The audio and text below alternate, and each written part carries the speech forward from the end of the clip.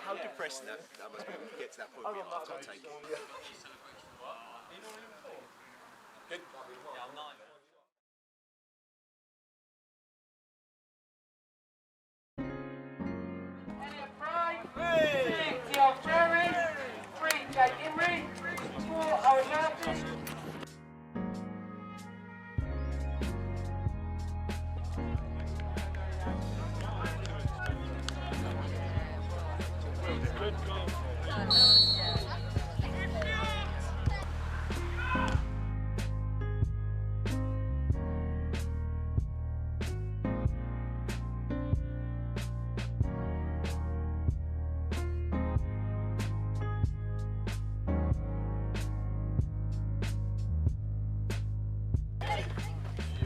Go on then, Charlie! Make a decision!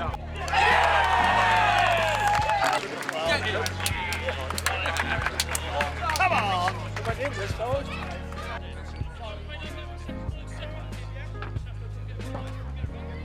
Good quality that. Love that, right. You'll get a goal, right? Hey! I like it. Now, well done. Take him on! Down his face! Strike. Oh! Oh, right, Leon! Well done!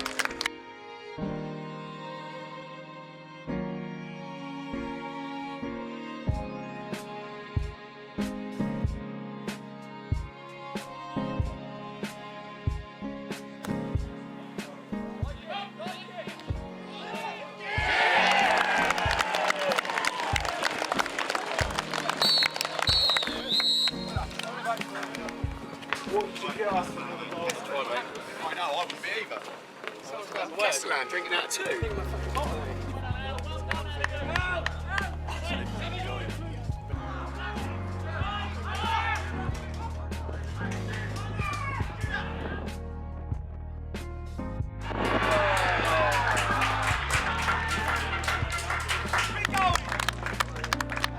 Go on, John, have your pain.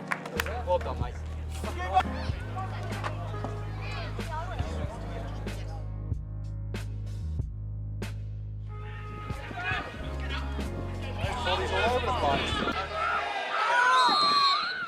Hey, it's a pen! It's a fucking pen!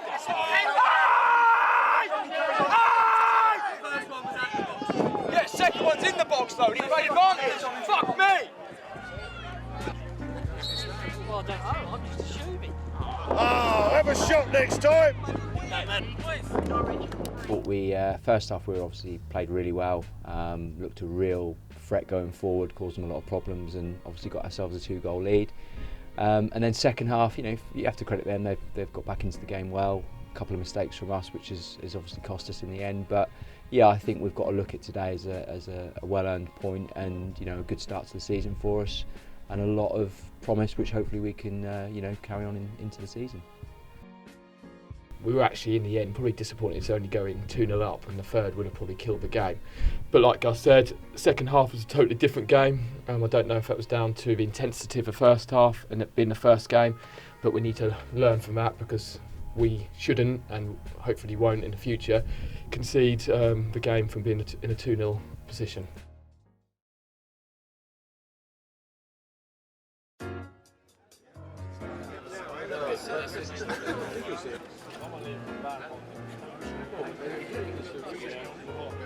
Yeah.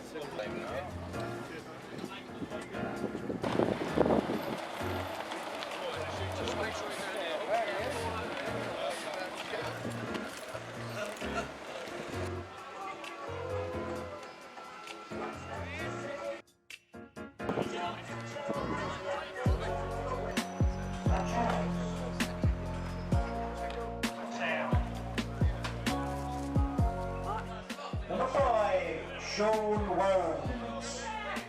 Number 6, Matthew Castellan. Number 7, Reece Logan. Number 8, Ewan McQuaid. Number 9, Ryan Crisp. Number 10, Toby Hill. 6-year-old Megan Williams.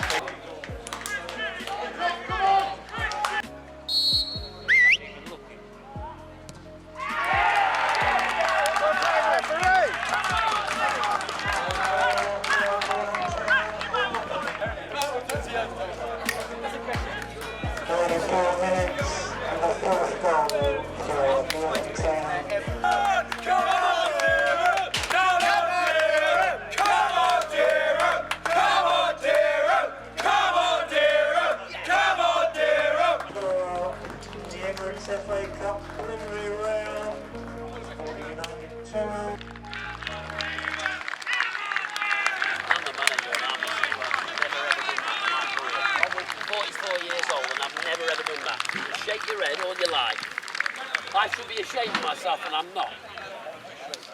Well, it should bother you. That performance should bother you.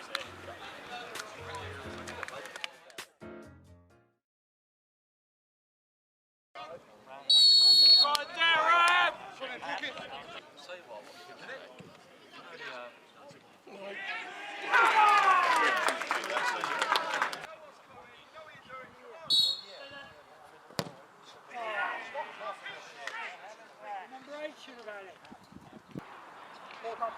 Dereham Town 1 to Dereham Town Rangers teams.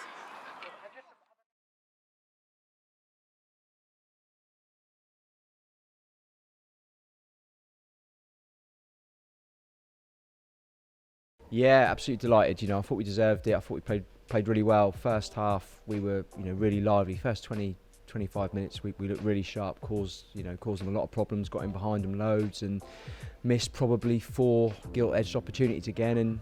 And then go and concede an own goal. So you're coming in at half time and you're scratching your head as to how we're in that position again. But full credit to the boys. Really good performance. And we know we can hurt teams with the threats that we have. Players like Hippo.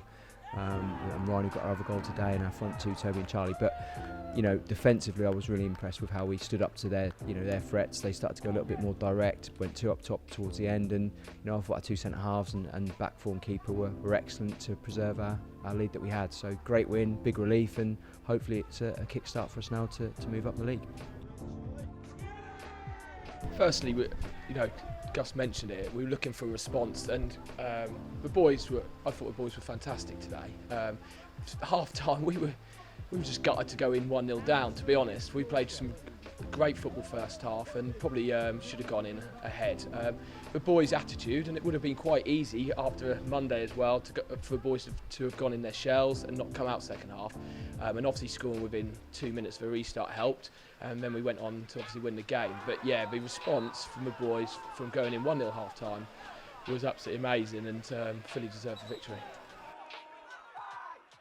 Funny decisions in the first half, which went unnoticed, and yeah, frustration got the better of us, players and us at times, but it's because we wanted to win the game, and we cared, and answered a few questions which were thrown at us after Monday's game. So no, we don't want to be the team, sorry Chairman, and the £1,000 that comes with it. We don't want to be that team that is the team they most like to play against all the time. We need a bit about us, and that's probably what's got us the victory today. Really short.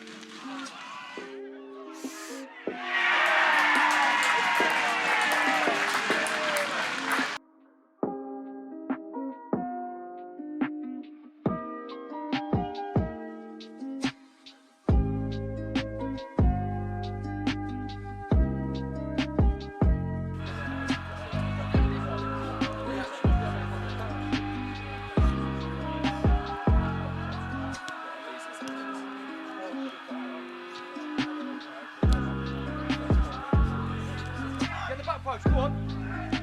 What? Oh, we can't open right to the cross. Hey, come on. Hippo, good. Stay up.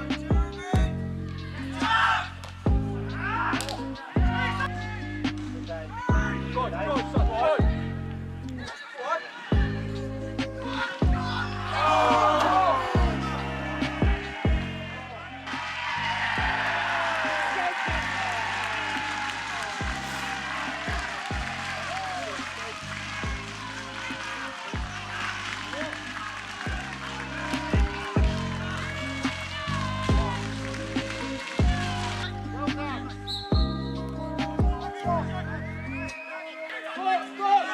Stop, cross it!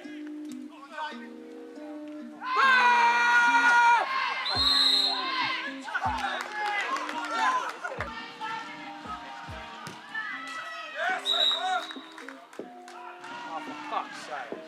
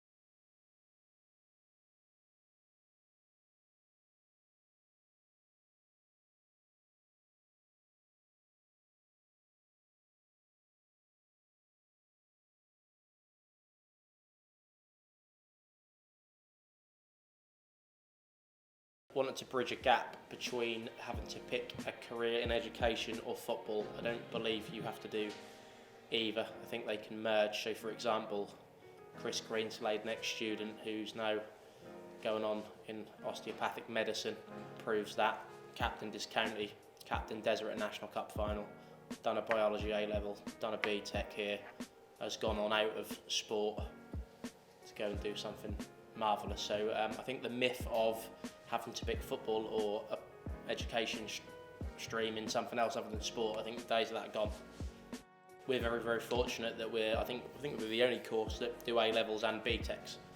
So you can pretty much get a kid who could do 3 A-levels and reduce our B-Tech, or 2 A-levels, 1 A-level. It's common that most do an A-level plus the B-Tech, or they just do the B-Tech, which is the equivalent of 3 A-levels anyway. The bit you should really take seriously is the off the pitch, the hard work and training, what you eat, how much you sleep, all of that bit's the serious bit. The bit where you should really, really love it is when you're on the field. And I think me included, and a lot of boys get it the wrong way round. They don't do the things right off the field because it's not a habit. And then on the field, they take it way too seriously and they look at the outcome rather than the process. So they look at the score. They're only happy if they assist or score. Not about what is required to play well in their position. So what we try and do here is try and look at it as, are you doing your job right, and do you love doing your job? And if you're not, then it's not going to work for you. A lot of these people are doing careers out of football, but they are using their academic studies that they've done here has got them where they are now, and then they are doing football on the side, so they're almost getting 2 incomes. I feel like education's got to change, this old-fashioned pick one or the other. I think we need to get down the American model where, you can do both.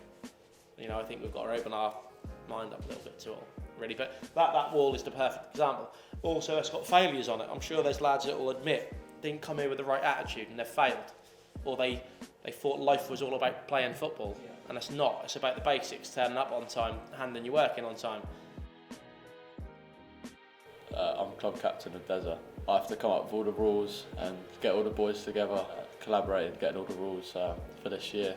and what we stand by. So everything that we have to follow to make the season a success.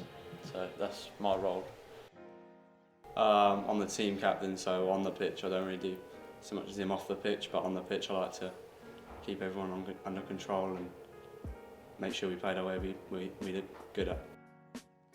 Well, when I was younger, when I was about 9 or 10, that's when the academy was starting at Norwich, and I didn't get picked at the end. I got released right at the start. They didn't want me, so then I was phoning about in there, like Norwich PDC and like the elite, and just playing there till I was about 13, probably 14 or 15. Then I came to PB through mutual mates. They said about it, and I fancied coming up here. And then also like Charlie, I was interested in Desert, so that's something definitely I was looking to do after PB. So I was just playing local football, so for Mattershall. I was at a tournament, Easton I think it was, and I think Toasty was there, and he said something to my manager about personal best, which is a foundation set up for kids in the local area to play football at a good, decent level. So I went there, and at that point I wasn't the best tactically or technically at football, or physically either, but over the 2 years of being there I developed quite a lot, and then after that I was then ready for college, and Desert was obviously set up to better your football and do further education, so I thought that was the path I wanted to take, and I've taken it, and it's led on to bigger and better things now. With Desert, I think you get a lot of support from tutors if you need it to get work done, so it enables you to go out and play the football at the standards you want to play at. And yeah, I think it's just an environment where everyone helps each other to get work done, and then you all go out and play football, which is what you love doing, so it's enjoyable.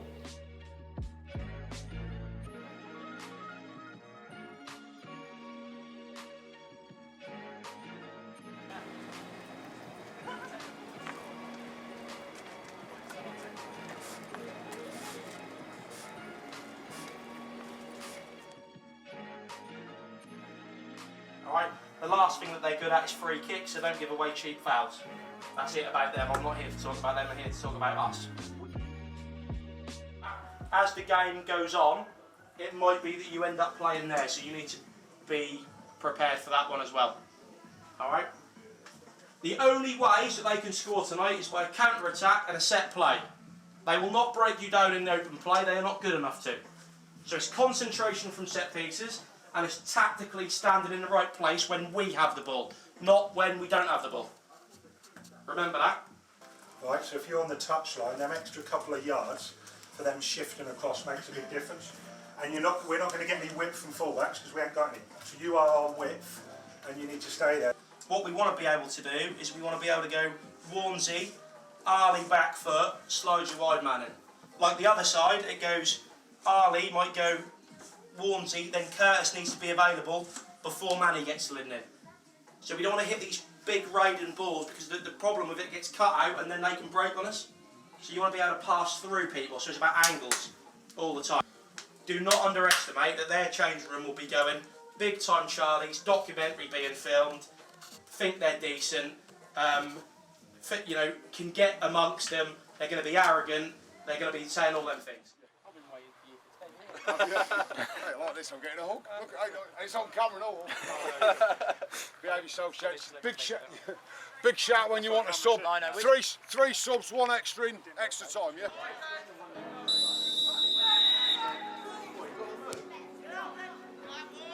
Get up with it! Boys, get up! That's your Drop. Correct. Go to his feet. Go to his feet. Stay left. Mental. Get up. Not good enough. Come get off him! Come get off him! Ready, move! Feet. All inside you! All inside you! All inside you!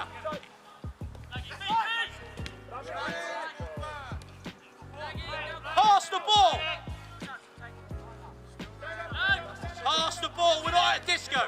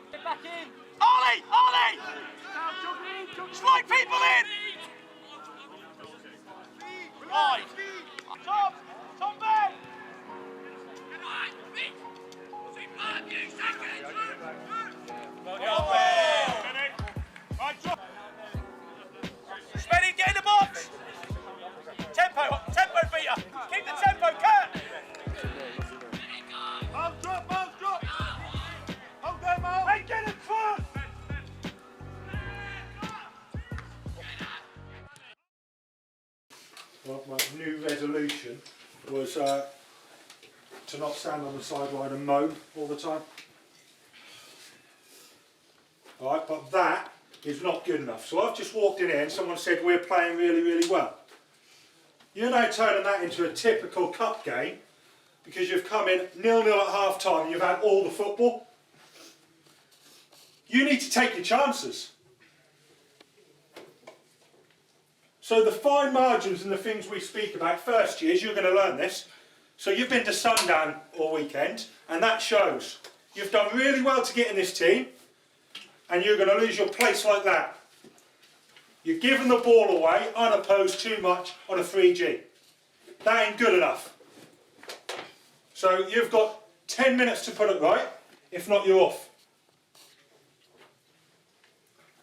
Charlie, you're one of the most experienced players in this changing room and you keep letting men get the other side of you. That's basic, that's the stuff you learnt like 3 or 4 years ago. Do not do it. I don't know if you're getting a little bit cocky or arrogant and you're thinking you're better than people, so you're marking in front. Don't. Get there, then you can step across them. Get side on so you can run. Don't get caught flat-footed. Not good enough. You two, your decision making is not very good. And I haven't got a problem with it not being very good, but when we are standing on the sideline, screaming at you, telling you what to do, and then you still don't do it, and then he tells you, and then he tells you, and you still don't do it, you ain't standing in this team very long. Do what you are told. When he's got it, and he's like that, and he's going to kick it, you run as quick as you can. You're doing this. You run as quick as you possibly can. And as the ball starts to land, you get your body in, you put them under pressure, they make mistakes, we pick things up off the scraps. You do not jog. Right, on a positive note, some of your change of direction and then sliding the wingers in has been a joy to watch, but then the ball's just got to be put straight across. I feel sorry for Spenny actually. You've had 5 opportunities where if they just put it in there first time, you'd had a tap in. So well done, Spenny, for setting it and getting in the box. Laggy, you've got to be careful. So your performance is a bit like Sundown, so really good dance moves, but you had no bird at the end of it. That ain't even a joke. Like, that's all flashy, all look lovely, but there's nothing happening. They only look good on the dance floor, go home with nobody. No, it's about going home with somebody. Score, assist, that's what your game should be based on, not step overs. Alright, so keep the build-up play, don't change anything. Tighten up your defensive play, right, and marking the correct side and doing the basics, but in the final third you've got to liven up, it's not good enough. Simple, you're overcomplicating it, simplistic. A long shot from 25 yards looks good, it's complicated. A double-double Cruyff in the area looks really good, it's complicated. Just pass the ball to someone to score. Go kill them off. Like, I promise you, you'll go bang 5 in now. If you get one early, it's 5. Because they can only run, they're holding on for dear life by running. Get one that dies. Alright? Keep going. Stick to your standards. Off you go. Come on.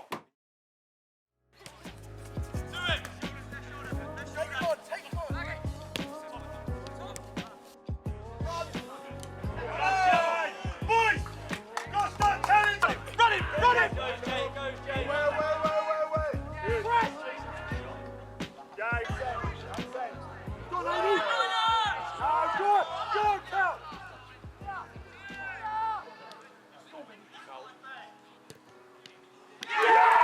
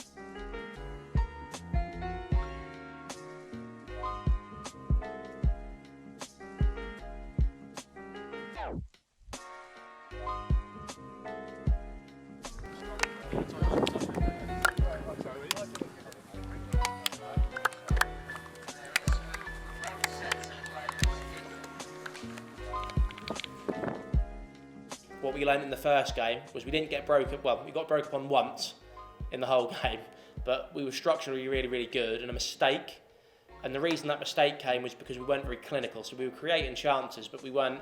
I think Guardiola said it against Norwich. Norwich were better in either box. So football is irrelevant what you do in that middle period or third if you don't do either end. That's basic. But I felt that we were very lacklustre in both boxes, and then they scored, and then. Obviously, tactically, we just went for up front, and because we've been there, so we don't panic. We could have panicked, could have not changed it. We changed it after 30 seconds and almost went, all right, let them have it. We made some horrendous mistakes. I mean, we played brilliant. Some of the football in the first half was best. It was a pleasure to watch as a manager, but some of the mistakes that we made. Passing the ball to their striker unopposed outside of our box was laughable, but again, experience. Like, rather than getting all angry and let's change, we just went, don't worry about it, keep doing it. Then we went on and scored 7, I think. But my message to them was you can't make them errors against better teams because you get punished more. So it's like, do it better, don't change, do it better. It was different to Newmarket because we had to change what we were doing because what we were doing weren't working. Whereas in the Lakenheath game, it was just keep doing it because it is working and stop making silly mistakes.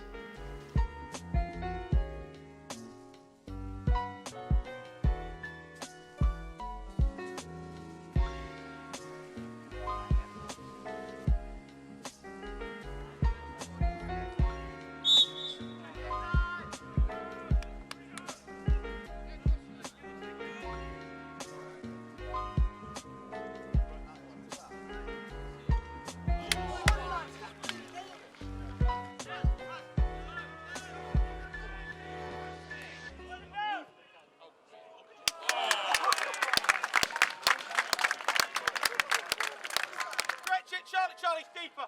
Ready, stay high. That's why.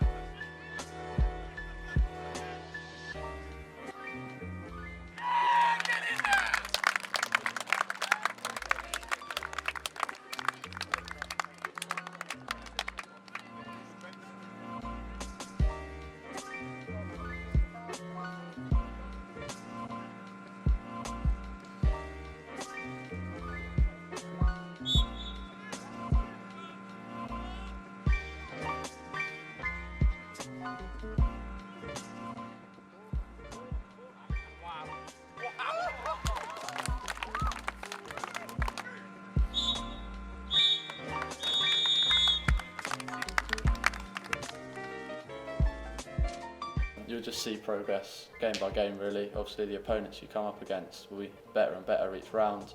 So you sort of have to push yourself, and each time you do things that you don't think you could do. So you're probably more calmer on the ball when you don't realise you had that ability to do. And yeah, I think everybody has a bit of talent that nobody really thinks they have. I think this is the best team we've had. Don't want to curse it because good teams go out of cups. but if they fulfil their potential, they could go third round proper, because that would break the record. The third round proper, that's Premiership teams. So Norwich Carver would be unbelievable in it, but that won't happen. But that'd be amazing.